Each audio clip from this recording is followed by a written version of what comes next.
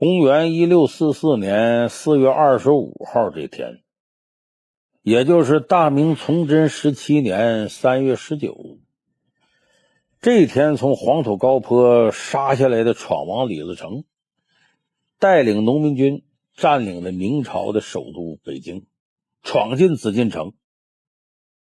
到此，持续了277年的大明王朝宣告玩完。那么今天我要讲的事情呢，发生在明朝末亡的前一天，也就是大明王朝的最后一天。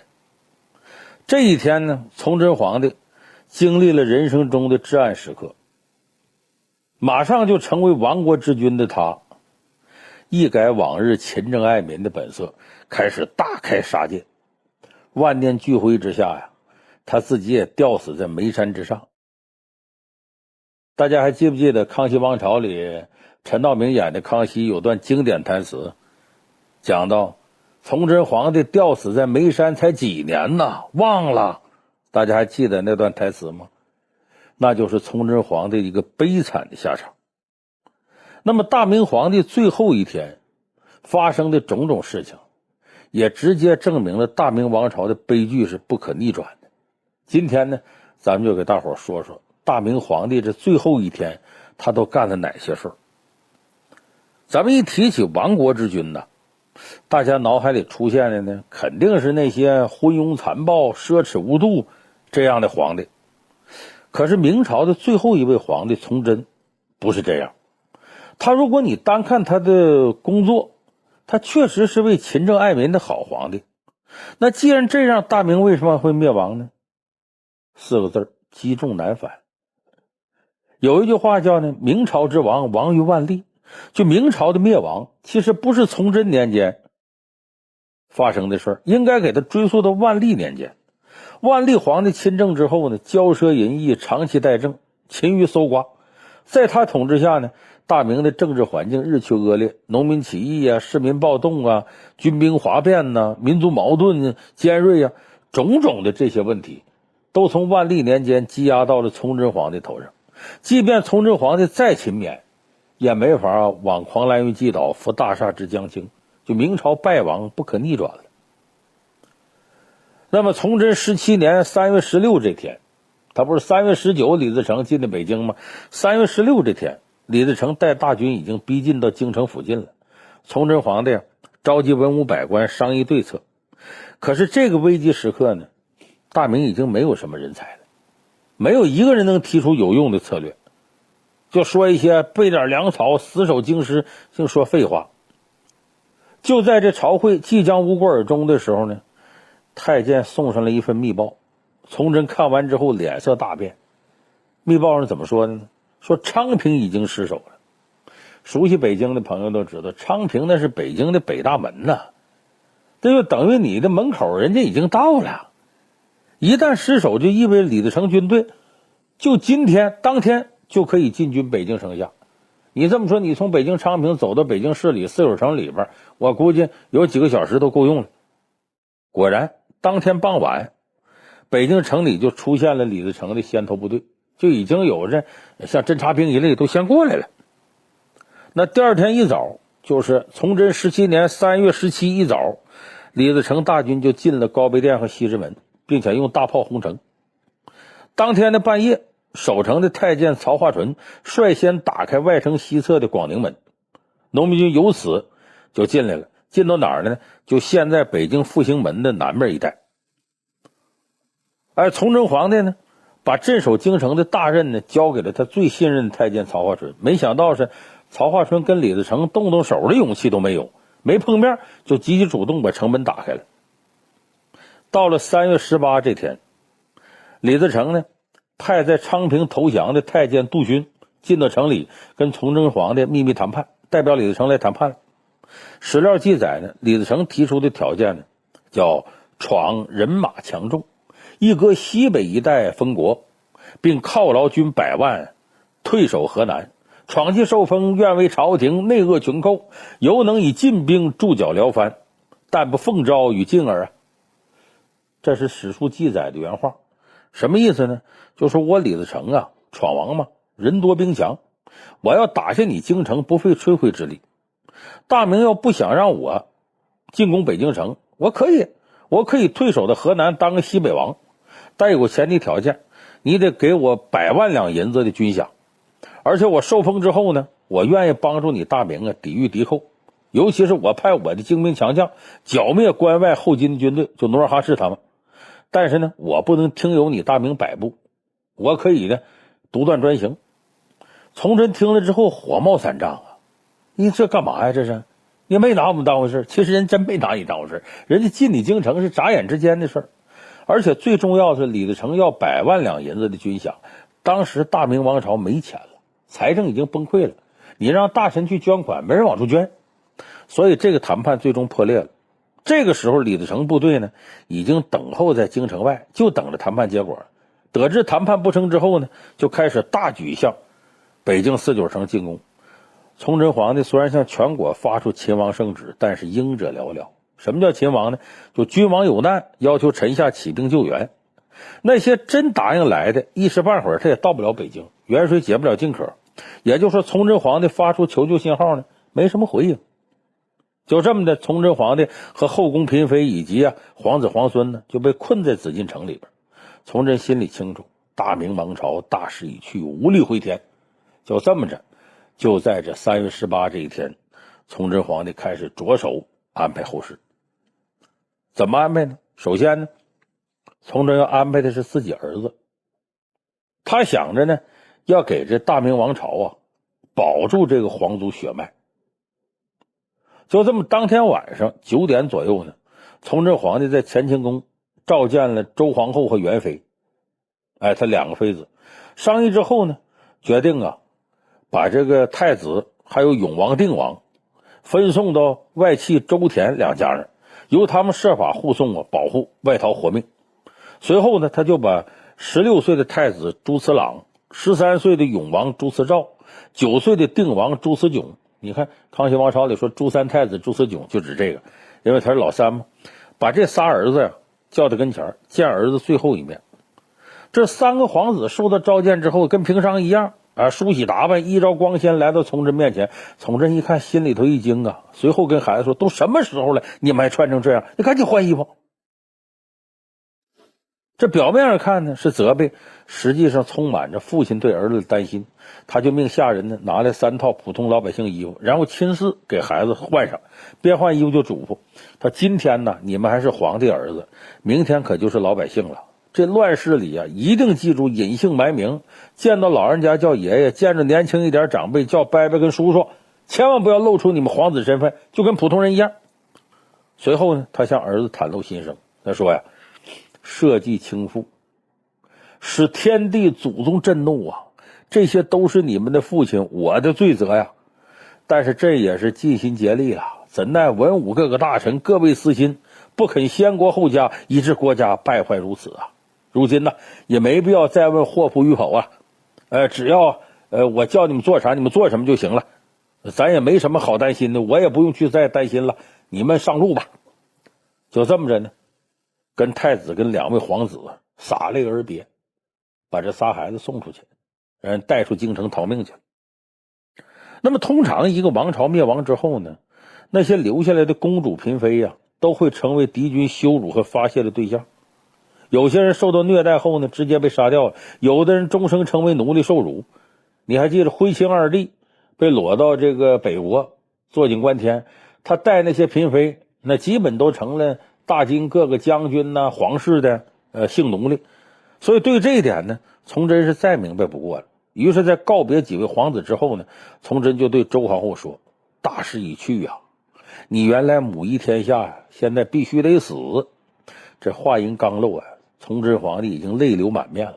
他这是让算自己很喜欢的周皇后自尽周皇后听了之后呢，掩面哭泣，周围的宫女太监更是哭成一片。崇祯皇帝冲他们挥挥手，告诉这些宫女太监赶紧出宫逃命，自寻活路。这宫里边还有更多的宫女太监，为了让他们赶紧逃走，别在这等着，周皇后一边流着眼泪，一边挨个宫殿劝告。这个周皇后很尽职，因为后宫她是老大嘛。直到通知所有人之后呢，她才回到自己住的坤宁宫。进门一看呢，崇祯皇帝在那儿等着他了。周皇后含着眼泪对崇祯说呀：“妾吃陛下18年，卒不听一语，今日同死社稷，亦复何恨呢？”意思是我伺候陛下18年了，你从来不听我一句劝，弄到今天这局面，我也没什么可说的，死就死吧。有人说不对，老梁啊，这都是几百年前的事儿啊，你怎么说出来就好像你写电影剧本似的？你怎么知道？我告诉大家，这些话不是我编的，这都是史书里记载的。有人说史书怎么兵荒马乱到这程度，人都要死了还记这个？历朝历代皇上身边的太监都有专门记录皇上起居乐言行的这样的人，无论什么时候他都跟着把这些都记下来。所以历史有的时候呢，有些个这些史实不曾湮灭，也跟这个制度有直接关系。咱回头再说这周皇后。周皇后是15岁那年呢，嫁给了当时还没当皇上，是信王朱由检，就是后来崇祯皇帝。那明熹宗朱由校驾崩以后呢，就天启皇帝驾崩以后呢，朱由检继承了皇位。在跟随崇祯的18年里呢，周皇后时时是为他着想。李自成兵临城下危机之际呢，周皇后有心劝崇祯呢南迁避难，跑到南京去，但是他不便直说，于是周皇后就跟崇祯说我在南方有个家。崇祯是禁止后宫干政的，立马就追问他什么意思。周皇后也不敢再说什么了，他就暗示崇祯咱们往南跑吧。但是崇祯不听，觉得我作为个皇帝，我不离开京城多丢人呢。所以正因为如此，周皇后才说崇祯皇帝不听劝。崇祯听了周皇后话之后是低头不语，他也知道现在说什么都晚了。两个人相对沉默一阵之后周皇后擦掉眼泪，拿出早已准备好的白绫，当着崇祯的面悬梁自尽，干脆利落，无声无息。崇祯皇帝也没有哭，反而连声叫好。这个叫好就说明这人已经进入疯癫状态，我们可以想象崇祯皇帝这时候心里得有多难过。那从坤宁宫出来之后呢，崇祯来到元妃的西宫。崇祯帝问元妃：“你什么时候自尽？”元妃自知难逃一死，就哭着说请死在陛下之前，说我在陛下你面前死。说完取出白绫呢，准备上吊。没想到这人刚吊上去白绫就断开了。摔到地上的元妃呢，刚刚经历死亡恐惧，已经吓得不敢再死了，就跪在地上苦苦哀求崇祯：“你放我一马。”但是崇祯知道，就这时候放了他，日后他也活不长。话不多说，拔出佩剑，连砍3剑，把元妃送上路了。这崇祯呢，也顾不得悲伤，又召见了一些嫔妃，在一片惊叫跟哭泣声中结束了这些嫔妃的生命。那作为皇帝女人呢，为了保全名节，她们非死不可。这个时候，崇祯皇帝的亲人呢，就剩下2个女儿了。崇祯皇帝跌跌撞撞的来到长平公主的寿宁宫。长平公主呢，这一年呢16岁，原本已经许配给了都尉周世显，但是因为李自成军队逼近京城，婚事被迫暂缓。崇祯虽然贵为帝王，但你别忘了他也是个父亲呢。面对自己女儿既无力保全，又不想女儿受人侮辱，所以只能忍痛让她死去。他把长平公主揽在怀里，爷俩是抱头痛哭。随后崇祯皇帝在长平公主耳边说了句很有名的话：“汝何故生我家呀？就你为什么生在我们家呀？你怎么生在帝王家了？遭这个罪呀！”之后挥剑冲长平公主砍下来。长平公主本能的搁左臂挡剑，结果左臂瞬间被砍落，血流如注，当场他就昏死过去了。看着倒在血泊中的女儿，崇祯浑身颤抖的厉害，下不去手了。于是提剑呢，从这个寿宁宫出来了。长平公主呢，就此逃过一劫。所以后来关于长平公主的民间传说传的非常多。其中最为主要的一个说法是呢，说长平公主在大明亡了之后呢，出家为尼了，而且学得一身武艺，成了独臂神尼。左胳膊断了吗？后来致力于反清复明。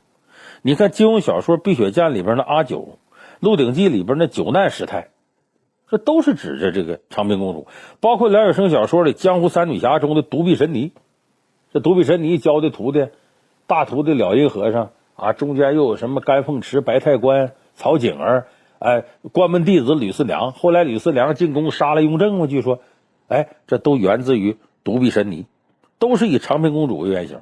当然呢，这就传说而已。他那么一说，你那么一听，真正的长平公主呢，说大明王朝灭亡了2年之后呢，大清也没怎么样，还接着养着她。但是呢，她因为思念父母和故国呀，郁郁而终。2年之后呢，就死了，就没有传说当中的，就说弄得那么传奇。那么咱呢，再回头说这崇祯皇帝杀了长平公主之后呢，崇祯又来到小女儿昭银公主的昭银殿。昭银公主只有6岁，小孩啊，她不知道危险正在逼近呢，还笑着跟平常一样往他爸爸身上爬呢。哎呀，爸爸来了，跟他爸爸玩呢。崇祯抱着女儿失声痛哭。这昭银公主也不知道自己爸爸怎么哭，平常没见他哭过呀。一边给他擦眼泪，一边从桌上拿他吃那小点心往崇祯嘴里边塞，意思啊，爸爸吃好吃的了就不哭了。崇祯知道时间不多，一狠心呐，把昭银公主从身上推下，一剑砍在她脖子上。这样天真烂漫的昭银公主在毫不知情的情况下就这么死了。我估计您听我说这段啊，尽管是平常你听到大明皇帝崇祯的怎么地什么的，觉得一代帝王啊也是大势已去，正常的历史循环报。可是当我跟你细说他跟亲人这种残忍的方式诀别的时候，我估计你任何人听的这段心里不难受几乎是不可能的。说白了，我说这段故事的时候，虽然不说心如刀绞吧，想到昭银公主就这么被他爸爸一剑杀了，哎呦，这也是心里头老难受了。那么作为丈夫跟父亲，崇祯这个内心呢已经崩溃了，但是作为一国之君，他还不能就此放弃，但凡有一丝希望，他也想逃出京城，守住大明。你就这时候你想的啊，你早干嘛去了？这时候崇祯呢，让他身边的大太监王承恩坐在自己对面，跟他商量突围对策。到了3更时分，3月18的3更时分，两个人终于制定完了计划。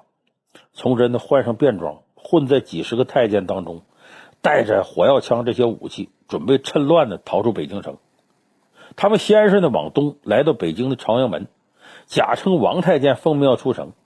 当时北京城内已经乱成一片了，守城的人说呀，必须等到天亮才能出城。一看出不去，太监呢就群起夺门。守门部队以为这帮太监要配合李自成造反，就开炮还击。你看这边人少火力弱，那边是正规军，崇祯一帮人只能撤下来。这时候崇祯还不能说我皇帝要出城，那万众瞩目啊，你这边是知道了，外头叛军也知道了，那还有命吗？所以他没办法，只能跑到另一个地方，绕到城楼上观察情况。在白天的时候呢，崇祯曾在武英殿呢密诏各门守关，每人呢给3个白色灯笼。怎么吩咐呢？说你们用3盏灯笼表示贼寇情况的紧急，贼寇攻城你就挂1盏灯笼，守城形势紧急挂2盏灯笼，城车被攻破了挂3盏灯笼。这时候崇祯皇帝抬头一看，正阳门上挂了3盏灯笼，表明什么呢？敌人已经攻破外城，要进内城了。就说已经从外城门进来了，里9外7皇城4吗？就是从这个外边7城门已经攻进来了，所以内城上边才挂3盏灯笼。崇祯这时候忽然想起来了，朝阳门呢是成国公朱纯臣负责守卫的防区，是皇亲。他就绕路到了老朱家，想请朱纯臣开门放行。结果朱家的看门人回答说说成国公有事出去了。当然这就是个托词，当时朱纯臣呢已经决定另投新主了。他知道明朝倾覆是早晚的事，虽然自个儿深受皇恩还老朱家人，但是你要他抛下荣华富贵跟这个亡国之君一起送死，那不可能的。所以呢，无论崇祯皇帝怎么呼喊请求，朱纯臣闭门不出，充耳不闻，这让崇祯气都不行了，在外边大喊呢：“内外诸臣误我，误我！”他说大臣把他给耽误了。崇祯呢没办法，只好再赌一把，跑到安定门。安定门呢倒是没人把守，但是想出城呢难如登天，因为当时安定门的门闸已经上了锁了，非常结实，防止这个李闯王军队进来嘛。太监试了很多办法打不开，用斧子劈，用火烧，无济于事。崇祯本来想做困兽一斗，突围出宫，结果4个城门一转悠，处处碰壁，无功而返。没办法，崇祯转身呢返回紫禁城里边，在前殿敲钟召集百官，希望能有几位忠臣呢来陪他最后一程。但钟声响了一遍又一遍，没一个人敢来。万念俱灰的崇祯大喊道：“诸臣无真也，国君死社稷，277年之天下，一旦弃之，皆为奸臣所误，以至于此啊！”说完了呢，遣散身边最后几位随从，一直不离不弃的太监王承恩拉着他的手，两个人走到后花园。这个故宫后头，从后花园穿过去就端门，从端门这过去，大伙儿就知道后边是眉山。眉山是什么？就是现在景山公园那景山。相传呢，说这个山呢，是当初是挖什刹海挖出那土，堆的这个眉山。在这儿呢，也成了皇家呢后花园一处风景所在。现在是景山公园嘛，是吧？崇祯皇帝呢，在王承恩搀扶下呢，徒步登上了眉山，一路上磕磕绊绊，跌跌撞撞，跑得也急，左脚鞋都跑丢了，全无皇帝之尊。崇祯登上眉山的制高点，瞭望全城呢，一看满城火光冲天，时不时还传了一些爆炸声。崇祯皇帝知道自己肯定活不成了，与其被这个李自成抓住受尽屈辱，还不如自个儿做个了断，保存尊严。就这么，崇祯皇帝呢，让太监王承恩呢扶他到眉山的寿皇亭。这个地方呢，曾经是他号令操练的大内士兵的地方。那既然在这儿辉煌过，那在这里陨灭呢，也算有始有终。崇祯呢，就来到旁边一棵大槐树底下，拿出随身携带的白绫，往树上一抛。太监王承恩见状呢，也从身上拿出一条白绫，挂在对面树枝上。君臣两人是相对无语，只能默默的把白绫套到自己脖子上，同时呢，蹬倒了脚底下的垫着的石头。君臣二人就这么面对面吊死在树上。这尸体在冷风当中随风飘荡。那么后来呢，清军入关以后呢，为了笼络人心，把这棵槐树呢称之为罪槐，用铁链锁住，意思呢，你看你让大明皇帝吊死这儿来，你有罪，并且规定呢，清朝的皇室成员路过这个地方下马步行，表示对大明皇帝的尊重。当然现在这棵大槐树呢早就不在了，那是1966年的时候呢，老槐树的这个树皮跟树枝被各地来景山旅游的红卫兵不进京吗？剥去当纪念品去了。你说这想想也是挺有意思。这老槐树呢，因此呢把皮给扒了就死了，后来呢就砍了。1981年的时候呢，景山公园管理处呢把一个碗口粗的小槐树呢移植到老槐树这原来的地方。到1996年的时候，又把一株150多年树龄的古槐树移植到老槐树的原处，替代了从1981年移植过来的小槐树。所以现在你要到景山公园的景山顶还能看到这棵槐树，那是后来96年移过来的，不是原来的上吊那棵槐树。当然了，这都后来的事儿了。咱们摸过头，咱们再说崇祯。崇祯这边呢，刚上吊，李自成军队就攻进紫禁城，并且在这个3月19的早上8点举行了入城仪式。入城仪式结束之后呢，李自成立即派人搜捕崇祯，但是找来找去找不着人影，一直到3天以后才在眉山上发现呢上吊的崇祯。据说死状很惨烈，长发拂面，光着左脚，衣衫凌乱，而且在衣服上呢留下了血书遗诏。内容是什么呢？血书是这么写的：朕良德渺公，上干天救，知逆贼，知必京师，皆诸臣误朕。朕死无面目见祖宗，自去冠冕，以发覆面，任贼分裂，误伤百姓一人。这段话意思是呢，我才德微薄，身体孱弱，触怒上苍，上天惩罚于我，以至于逆贼入侵京城。但呢，这都是诸位大臣害了我。我死后呢，无颜面对列祖列宗，我自愿我把我的皇冠摘了，用头发盖着我脸，我没脸见祖宗。我也任凭贼人把我五马分尸，只希望你们不要伤及无辜百姓。在中国历史上呢，皇帝被逼杀自杀的不少，唯独崇祯皇帝临死前还说了一句不伤满城百姓，就可见呢，他并不是个坏人，他心里边呢也是有爱民如子的念头。怎可奈这么一个皇帝赶上了大势将倾，他也没办法再有什么作为了，只能是这个悲剧收场。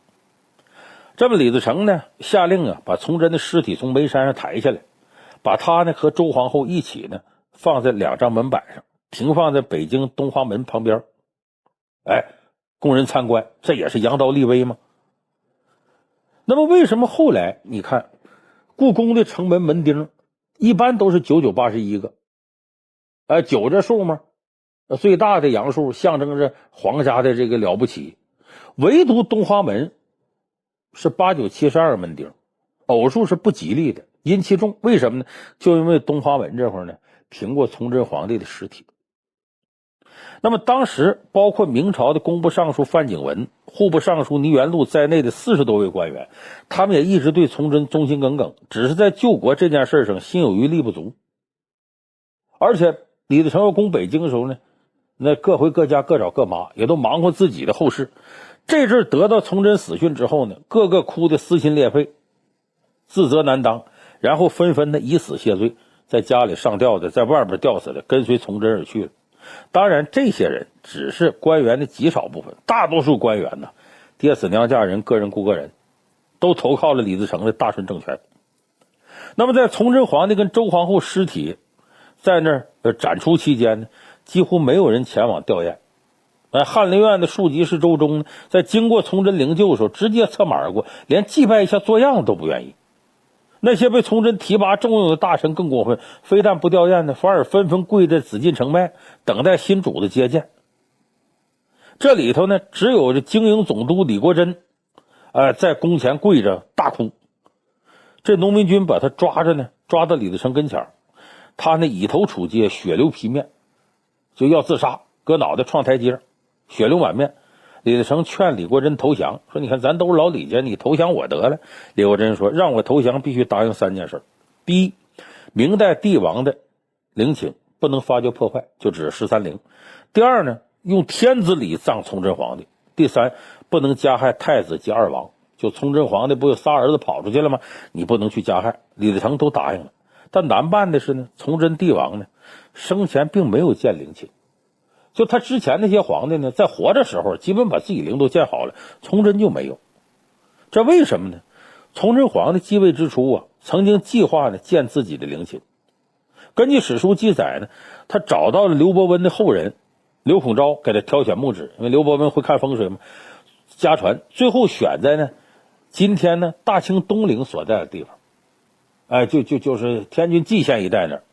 但是地址选好之后呢，开工日期迟迟未定。这刘孔昭再三推算呢，认为开工的吉日啊，最早也得在崇祯17年之后。就说李自成都打进来了，他开工还没开呢，就在这之后，再加上连年战乱呢，这事一拖再拖，一直到大明灭亡也没动工。那崇祯皇帝毕竟是一国之君呢，把尸体一直停在东华门外也不是办法。李自成就命人呢，把崇祯皇帝和周皇后放在棺材里，展放在13陵旁边，也不修陵墓，也不竖碑，就在一块小石头上呢，写了明某帝3个字，就大明某个皇帝作为标志。李自成很清楚，你这么简陋的处置呢，一代皇帝会遭人诟病，但是他又不想风光大葬，就把这个棘手的难题交给当时昌平的州官，叫赵一贵，让他呢把崇祯呢葬在已经仙逝的田贵妃墓里边。就崇祯皇帝原来最宠爱田贵妃，田贵妃呢死在他前头。后来呢，陈圆圆是什么呢？是田贵妃他爸爸怕自己女儿一死，他在崇祯皇帝面前失宠，从这个江南就是夫子庙那一带找来了秦淮八艳的陈圆圆来顶替。崇祯皇帝亡国之时哪有心思管陈圆圆？后来这陈圆圆才嫁给吴三桂，才有冲天一怒为红颜嘛。这个清史稿里边详细记载的是赵一贵埋葬崇祯皇帝和周皇后的经过，很有意思。这李自成呢，虽然下令呢埋葬崇祯帝，但李自成一分钱没给拨。因为尸体存放在昌平州地界，赵一贵只能先向昌平州借钱，可是昌平州也一贫如洗，拿不出钱来。赵一贵一个小小的官也没法承担，只好呢和这个监葬官礼部主事呢姓许，叫许作梅，两个人商议，进京禀报顺天府要钱，向北京市政府要钱。这笔钱要的特别费劲，左请示右汇报，最终得到的结果是什么呢？就是说各个地方都紧张，过2天再说吧。让他干什么呢？让他向昌平州有钱人去募捐去。至于你最后这笔钱募捐上来报销不报销，那完事再说。这赵一舟没办法，回到昌平呢，马上组织募捐，先后有10个人呢捐了总共340文，340千文，大概合多少银子呢？233两。200多两银子呀，对于普通老百姓不少，那对于一个皇帝来说太寒酸了。咱做个比较啊，明朝万历皇帝的定陵建了6年，各类建材人工耗费的白银是800万两，相当于明朝2年的田赋。明成祖朱棣营建长陵的时候，派人从云贵深山找了32根直径1米多的西式金丝楠木，光这个就耗银上百万两。从房山采运一块巨型石料到长陵，花了1个月多的时间，光运费就11万两。你比下来，崇祯皇帝建造一个墓，皇帝帝陵总共233两银子，这简直寒酸的不值一提。那这233两银子当中呢，雇人开挖掩埋隧道用了200两，这是最大工程。盖呢薄棚子3间，小棚2间，用了4两5钱。买纸用了1两8钱，买猪用了4两5钱，买羊2只用了1两6钱，买素供2桌用了1两，买米面用了1两，犒赏杂役用了2两4钱。打造开启玄宫石门用的拐钉钥匙用了5钱，招待干活人吃饭用了5两5钱，买杂物用了4钱，木匠工钱用了4钱，保洁员工用了2钱5分，招待顺天府来人用了1两1钱，总共花了多少银子呢？229两半的银子。也就是说，那233两最后花完了，剩下3两半。如此仔细的用钱并一一入账，我估计对修历代皇帝陵来说，崇祯是唯一的一个。以前以后可能都不会再有了。那么跟田贵妃合葬呢，田贵妃墓的隧道呢，长大概是13丈5尺，宽有1丈，深的3丈5尺。推开头层石门呢，令人很惊讶。里面呢是3开间的香殿，中间悬挂2盏万年灯，灯也有就2、3寸深，底下都是用水替代的。那灯这时候呢，说是万年灯，早都灭了。那东间侍寝床上呢，放着被褥龙枕，由于地宫潮湿，这已经被浸泡发霉了。被褥呢，就一面用锦绣，其余都是用粗布缝的。金银器皿呢，都不是金的银的，都是用铜的铅的冒充的。打开第2层石门里边呢，有一张石床，高大概有1尺5寸，宽1丈，上面停着田贵妃棺材。说田贵妃死时候呢，大明呢还处在相对还可以吧，那为什么他的墓室跟陪葬品这么简陋，还都假的呢？这跟崇祯皇帝性格有关。崇祯皇帝的节俭是出了名的，平时吃饭呢，1顿饭呢4个菜，3素1荤，甚至有一度呢不吃荤的，都吃素。皇帝皇后都穿着打补丁衣服，上朝时候崇祯皇帝小心翼翼，怕把打补丁内衣给露出来，有损皇威。到了统治后期呢，大明财政快崩溃了，为了节省开支呢，甚至宫里边很多宫女都给辞退了。那如此看来，田贵妃的墓室比较简陋，就在情理之中了。如今呢，崇祯也落了个漏葬，虽然是迫不得已，也符合崇祯的性格。这么把田贵妃的墓室打开呢，崇祯皇帝棺木运过来，先停在祭棚里，棺木前呢，陈设呀、猪羊金银纸扎这些祭品，众人过来呢，举哀祭奠。祭奠完之后呢，把田贵妃的棺木移到石床的右侧，把周皇后的棺木放在石床的左侧，然后把崇祯皇帝棺木放在正中位置。棺椁之前呢，设香案祭器，点起万年灯，然后把2座石门关闭，把隧道填平。那么时隔2日之后呢，赵一贵带着那些捐款的人呢，再次来到墓地前祭奠。因为田贵妃墓当时只建了地下部分，地上没有，所以赵一贵在附近村里找了100多个劳力，从各处挑土，给崇祯皇帝堆起了坟冢。赵一贵这些人呢，又捐了5两银子，买砖，在坟冢周围呢，修筑了5尺高的围墙。等大清朝进了北京之后呢，为了收买人心，笼络汉族人呢，把这个葬有崇祯皇帝的妃子坟命名为思陵，因为崇祯皇帝叫明思宗嘛，所以叫思陵，并且营建了地上的原寝建筑，就大清又给他多建了一块。尽管如此呢，这思陵呢依然是大明13陵里头规模最小的一个，也是唯一一座帝后与妃嫔合葬的墓穴，他葬在一块了。那值得欣慰的是呢，和崇祯一起自尽的太监王承恩也被安葬在了思陵附近，陪伴崇祯皇帝。后来大清顺治和康熙2帝都给王承恩立了碑，为啥呢？嘉奖王承恩忠贞殉主，因为你嘉奖他，也在警示大清的臣子也要像王承恩这样效忠从真一样来效忠康熙，效忠顺治、乾隆，这个警示作用历朝历代都有。你看，就是金国占领中原之后呢，那不也是吗？一听说这个把岳飞给杀了，他们也找人纪念岳飞，为啥？岳飞忠心耿耿啊。你纪念岳飞也是像大金这些臣子像岳飞效忠南宋一样去效忠大金嘛。所以这个皇上一般来说呀，说一等人忠臣孝子，两件事读书耕田，为啥？这都对统治一方有利啊，他当然要提倡。在大明王朝呢，就随着崇祯的埋葬消失在历史的烟云当中，一切归于尘埃，冷落无声，是对是错，是真是假，那就任由后人评说了。所以崇祯皇帝的最后一天，你把他这一天的事儿数下来一想真是不禁的唏嘘叹惋。皇帝又怎么样？只要是人，在这世上，顺承人逆承仙，都在其中颠倒颠倒。我们现在很多影视剧拍历史题材的时候非常偏爱清廷戏，就是清朝的。你看拍帝王，拍康熙雍正乾隆光绪挺多。其实在我看来，明朝的皇帝比清朝的皇帝更有琢磨头。为什么呢？大明王朝1368年，朱元璋在南京称帝，英雄气概，气吞山河。可是他的子孙就达不到老总督这程度了。不仅达不到，甚至很多子孙都非常变态。这个明朝在中国历史上要说皇帝的变态程度，明朝得排到第一，就什么乌烟瘴气事都有。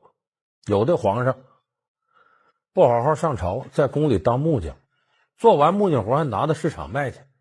有的皇上在宫里边不知道这关系怎么处的，宫女能趁皇帝熟睡的时候把皇帝差点没勒死，这都明朝出的事儿。说这些事儿您听着觉得作为皇上荒唐，我今天说一个明朝皇帝里的荒唐之最。你要听完他的事儿，您可能就不觉得那是事儿了。这个皇帝是谁呢？是明朝在位时间最长的一个皇帝，万历皇帝朱翊钧。明朝灭亡，明史断言，为何他才是罪魁祸首？一代皇帝富有天下，为何他还要视钱如命？贪财好色，意外风流，为何他惹来国本之争？前半生励精图治，后半生醉生梦死。霸朝28载，大明万历竟成超级宅男，是什么让他成为遗臭万年的千古一帝？老梁故事会为您揭秘万历皇帝酒色财气的荒诞人生。说他有什么荒唐事呢？头一个事儿，他任性。怎么任性呢？皇上一天就再怎么作怎么闹怎么玩。你当皇上呢，是有句话，当一天和尚撞一天钟。你每天得干嘛？除了吃喝玩乐，最不能少的是上朝。那过去皇上几点呢？一般都是大臣后半夜3点多钟就起来，3点到5点子丑寅卯嘛，这时候是寅时。大臣起来4点多钟往出走，5点这个时候朝臣都来了。然后呢，皇上这时候早就坐在龙庭上了，等着。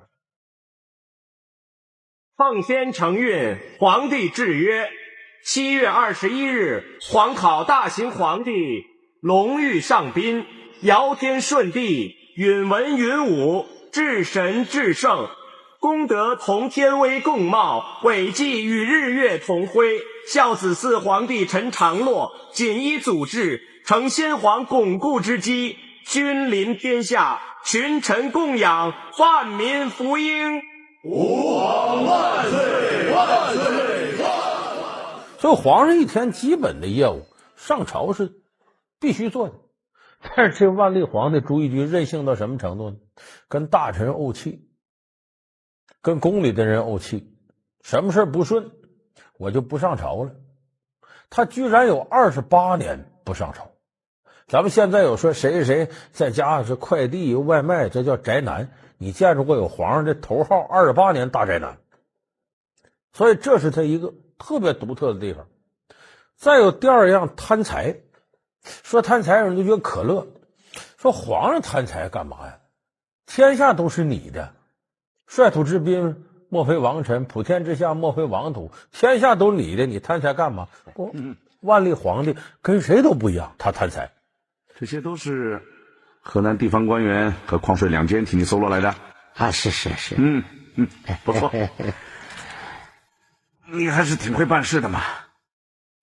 奴婢这次是挟天子之威出行的，那么地方官绅当然是唯恐巴结不上啊。其实这都是皇上您的德泽，福披四海，才能得到万民的衷心拥戴啊。这么说，真是受之无愧啊！你弄的这些人就没法说了，就这个事儿，皇上居然干，而且呢。皇子大婚的时候呢，他不仅不放过朝臣，不放过天下百姓，让天底下百姓呢给皇子大婚呢敛份子随钱。这就跟现在有的农村连老母猪下崽子他都请客，他为了收钱，可是一样，弄得百姓怨声载道。后来在这个有电视剧里边写过这段，就是说老百姓都把这下去催钱的太监都给打得半死。皇上，武昌也有奏报。武昌怎么了？武昌1万多人冲进了税监衙门，用石头瓦片把湖广税监陈凤打伤。反了！这贪污，天下都是他贪污，怎么贪呢？他看谁这个家有钱，琢磨哪个大臣家有钱，甭管你有罪没罪，给你定个罪名，完了抄家。你就说皇上这么干还有没有好？快点！来，这箱子来，这边。这边。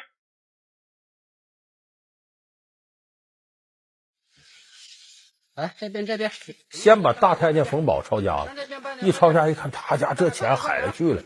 一琢磨，冯保才是个大太监，张居正当那么多年宰相，那比他有钱呢。我抄他的家吧。正好那会儿张居正也死了，抄张居正家，发现所获甚微，没那么多。万历皇帝看谁有钱就抄谁家。照理说，你这公正不公正不说了，抄完家这钱得怎么办？得送交国库。万历皇帝不都给我运进紫禁城，都成他自个儿的了。所以那金银珠宝不计其数。万历皇帝死了呢，咱都知道13陵，13陵里有个定陵，就是万历皇帝的陵。也是比较早开发了，把他地宫开发了，一看里头这金银珠宝这值钱东西太多了，没哪个皇上比他奢侈的。经过考古人员的艰苦工作，地宫内的所有文物都被成功的整理出来。当清理工作接近尾声的时候，地宫中总计出土的文物已多达3000多件，其中有少量祭祀用的礼器，绝大多数都是万历皇帝和他的2个皇后生前的生活用品。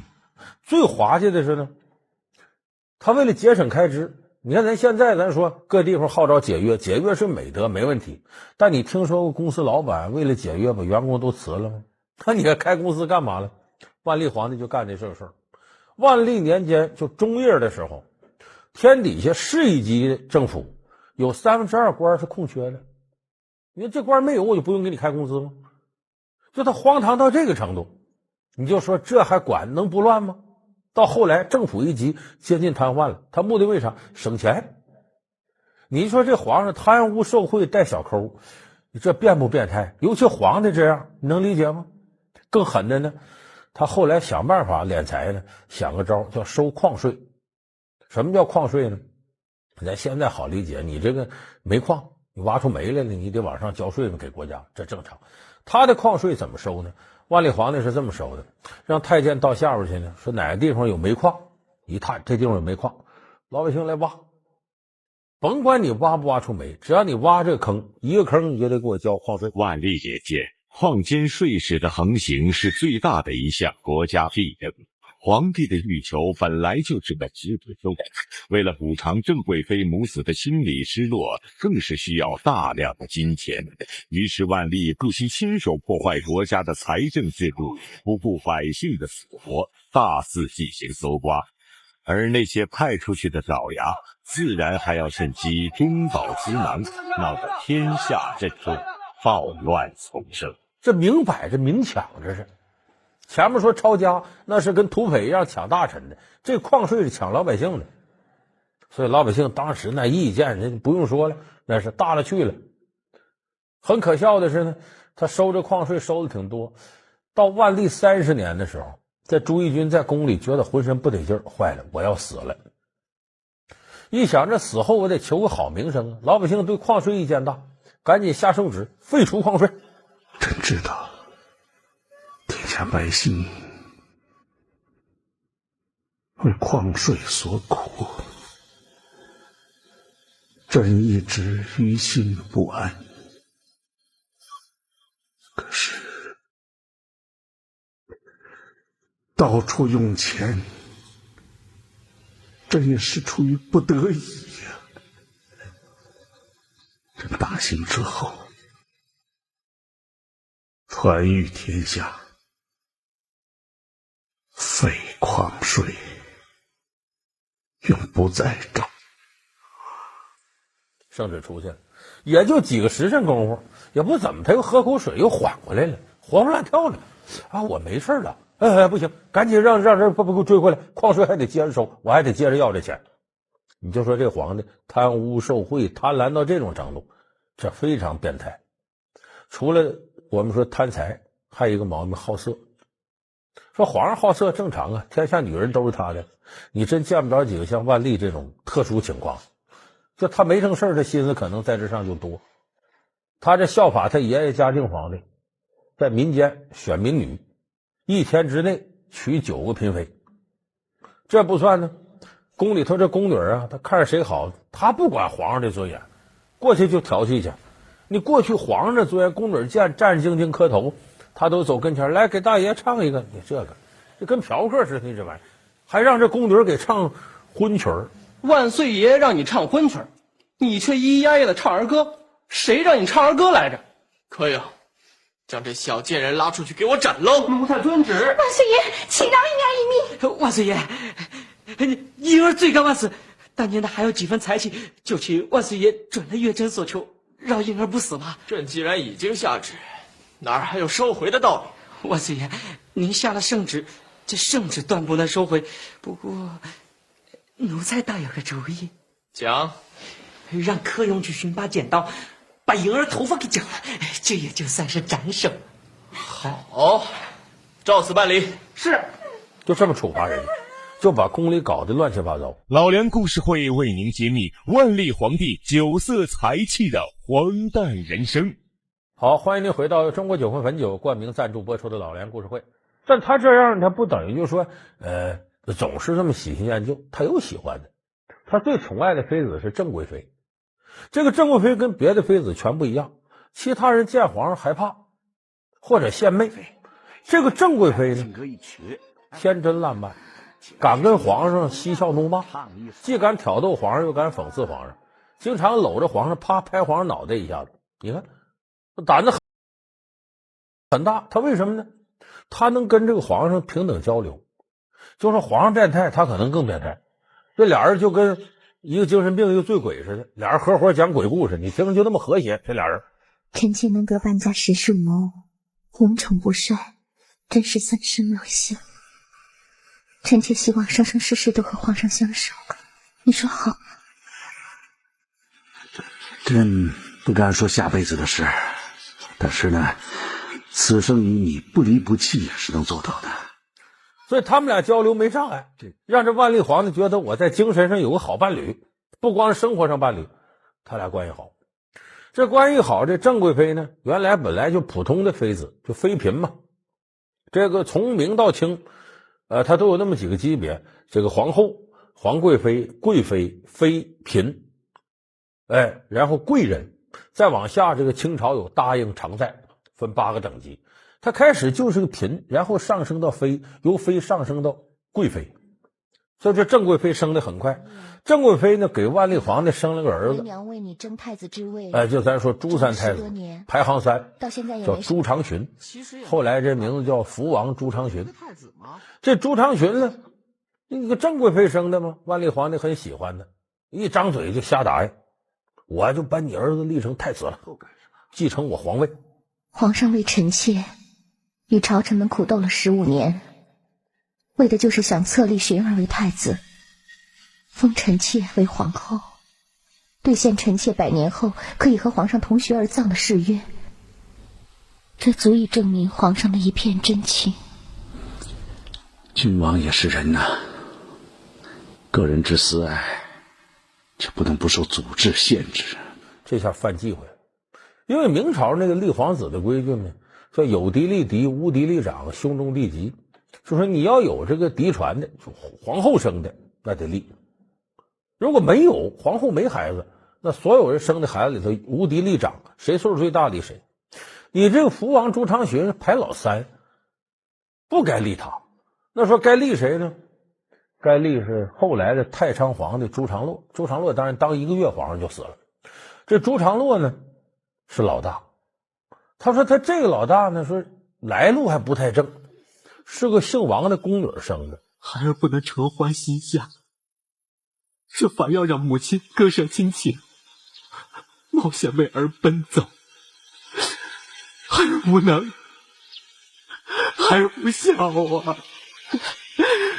洛，母亲，洛儿，母亲。准确说呢是万历皇帝洗手洗出来的。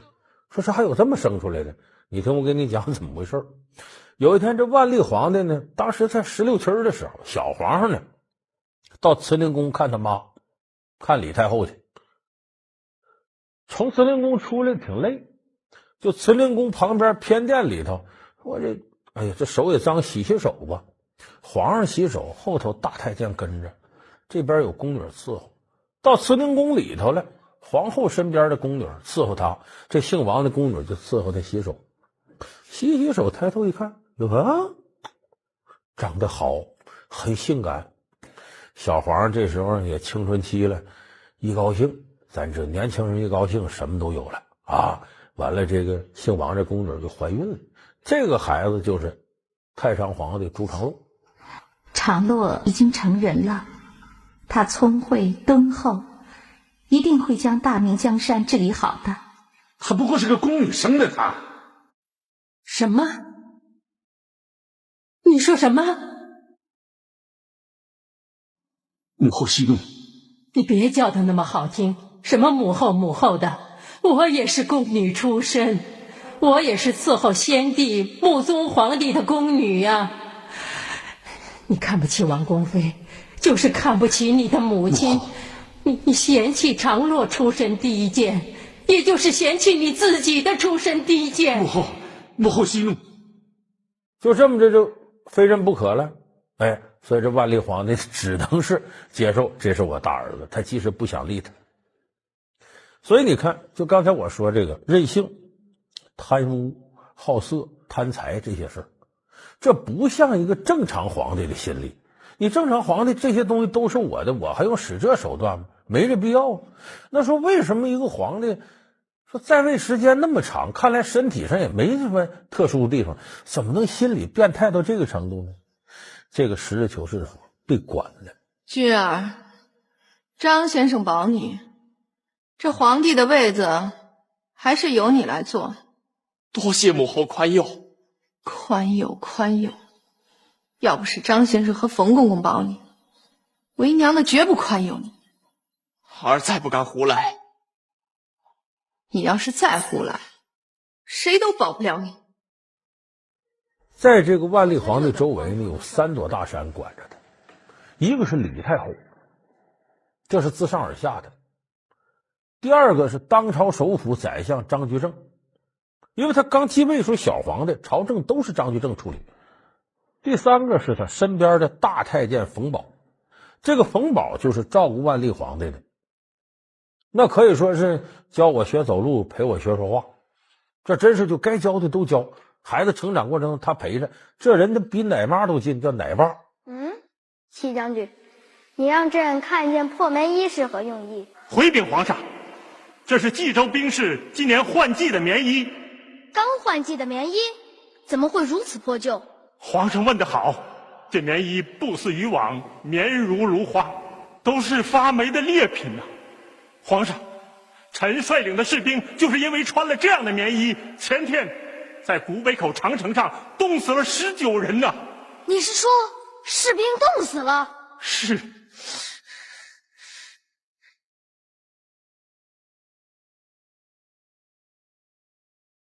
万岁爷，万岁爷，